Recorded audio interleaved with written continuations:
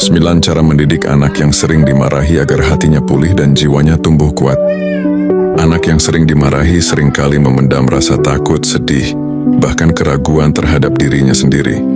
Mereka mungkin tampak baik-baik saja, tetapi di dalam hati mereka terbentuk luka kecil yang perlahan dapat memengaruhi cara mereka memandang dunia. Meski begitu, setiap orang tua selalu memiliki kesempatan untuk memperbaiki hubungan dan membantu anak tumbuh dengan hati yang lebih tenang.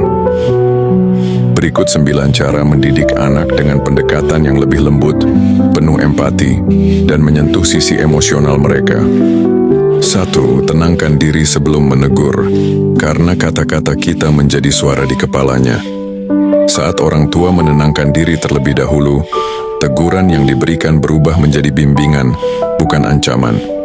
Anak akan mengingat cara kita berbicara, bahkan bertahun-tahun setelahnya.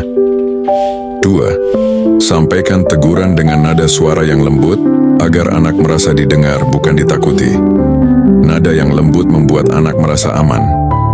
Mereka cenderung menerima arahan karena merasa dihormati, bukan dipaksa. 3. Bedakan perilaku dengan pribadi anak, karena ia lebih berharga dari kesalahannya. Mengatakan, tindakanmu salah tapi kamu tetap anak yang baik, dapat menguatkan hati anak yang rapuh. Inilah cara kita memastikan bahwa cintanya tidak diragukan. 4. Jelaskan alasan di balik aturan supaya anak tahu bahwa kita mengasuhnya, bukan mengendalikannya. Ketika anak memahami alasan suatu larangan, ia mengerti bahwa orang tua tidak sedang memarahinya, tetapi melindunginya. 5. Berikan pilihan agar anak merasa diberdayakan, bukan disudutkan. Pilihan sederhana membuat anak merasa dihargai. Ia belajar bahwa pendapatnya penting dan layak dipertimbangkan. 6. Apresiasi usaha kecilnya, karena setiap usaha adalah bentuk keberanian. Anak yang sering dimarahi cenderung takut salah. Dengan penghargaan yang tulus, ia kembali berani mencoba dan belajar. 7. Tetapkan aturan yang konsisten, agar anak merasa dunia ini tempat yang aman. Konsistensi memberi rasa stabil bagi anak. Ketika aturan jelas, ia tidak lagi hidup dalam ketidakpastian yang membuatnya cemas.